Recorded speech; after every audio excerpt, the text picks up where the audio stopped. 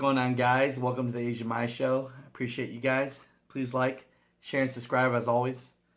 But yesterday I got a call. Now, this is the thing about being an owner-operator or just running your own gig per se.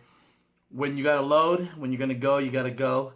One thing that I let a lot of people know is that I am a mover and I do work for North American Van Lines. Now, with that said, winter times are slow. Right now it's starting to pick back up for us. It depends on where you live. If you live in a really cool area where it's a really in and out state, then you're going to get a lot of loads. But Florida is kind of an in-state. And what I mean by that is, of course, people move in, they don't want to move out. So the other day, I had my dispatcher give me a load. So I just kind of wanted to break it down, tell you guys kind of what's going on, and let you guys know what I'm working with. So I'll go like this so you can see. So my first trip that I did on Friday was from Orlando, and it's going to Phoenix, Arizona. Okay? The weight on that was $4,000. The gross pay on that is paying $2,000. Okay? Today, I'm picking one up from Fort Lauderdale, okay, Florida, and it's going to Los Angeles, California. All right? That one is 3,000 pounds, and it pays $1,800. Okay? The next one that I got to pick up the next day, so these are all consecutively, so I already picked up that Orlando one last Friday, but basically Wednesday, Thursday, Friday, Saturday, and then this one right here will be on Monday. But so the next one I'm picking up is in Gainesville on Thursday, Florida, and that's going to Denver, Colorado. That one's actually 13,000 pounds, and that one's paying $5,000. Now, in the moving business, one thing that I like to tell people is we hope to get basically, $1 on the pound would be awesome, but let's keep it real. If a shipment is 4,000 pounds, getting paid 2,000 isn't a bad deal. But the thing is, when it gets to 13,000 pounds, why is the number, right, not 6,500, right? Why is it just $5,000? The reason why is because the bigger the shipment goes, the more discounts they give to the customer, and that's something that us movers are dealing with right now, and it's kind of hurting our business a little bit.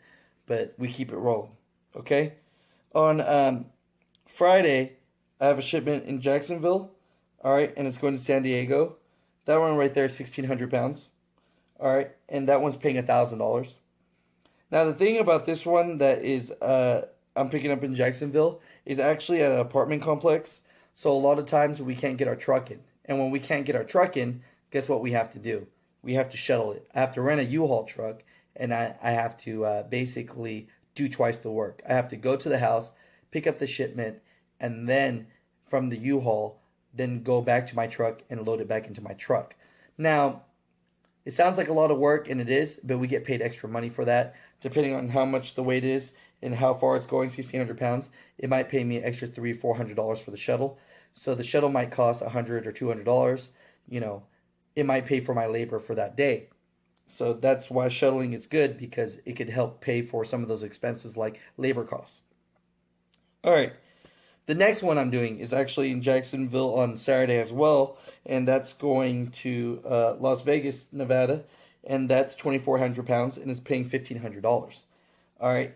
So what I'm going to try and do is the one that I'm doing on Friday, that is 1,600 pounds, and the one that is on Saturday, that is 2,400 pounds. This first one needs a shuttle, but the second one does not. I called the customer up, and they said that they might be willing to let me pick it up on Friday as well. Now, if that's the case, then I'm just going to rent a bigger shuttle, pick up this one, drive, then pick up this one, and then go back and load it. So it sounds like more work, but you know what? Sometimes it's just faster in that way, okay?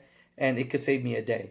That way, I could jam out to Pensacola, and this one I'm supposed to pick up Monday. Maybe the customer will let me pick it up on Saturday instead, right? But we're going to go with the plan. We'll see what happens. So that one for Pensacola is going to Fresno, California. The weight on that one is 4,000 pounds. All right, and it pays $2,000. Okay, so my trip mileage is 4,500 miles. All right, the weight, total weight of my truck, this is all estimated now, is 28,000 pounds. So as household movers, we don't really load that much weight, but the work itself feels like it's 1,000,000 pounds, believe me. All right, so the gross pay from all of that is 13,300. All right, plus packing. All right, so basically if we pack anything, we get paid extra money. Plus shuttling. If we shuttle anything, like where if my truck doesn't fit, the companies pay me more money to do that.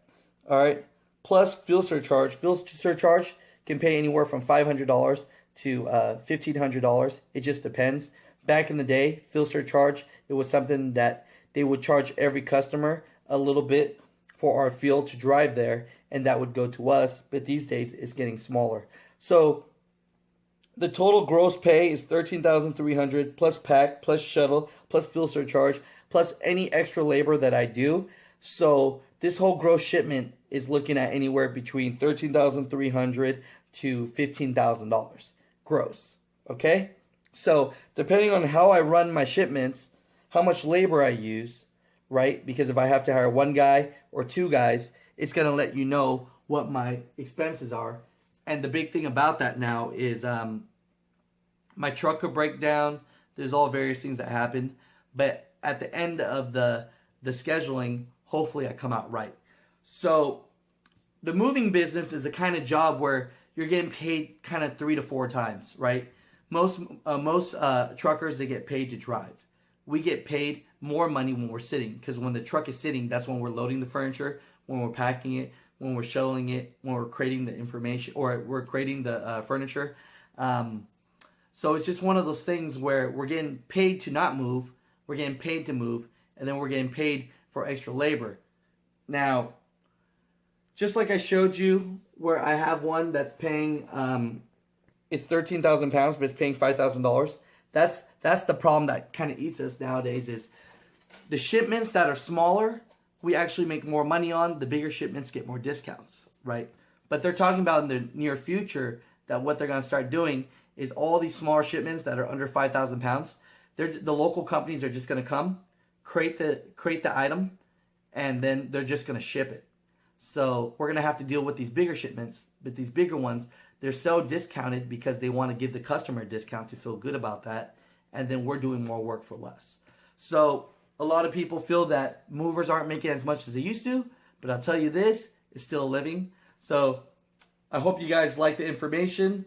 Now, all of this right here, this is all just estimated, and hopefully I come out right, because anytime you have a truck break down or your furniture breaks, you have a lot of claims, you're not making any money.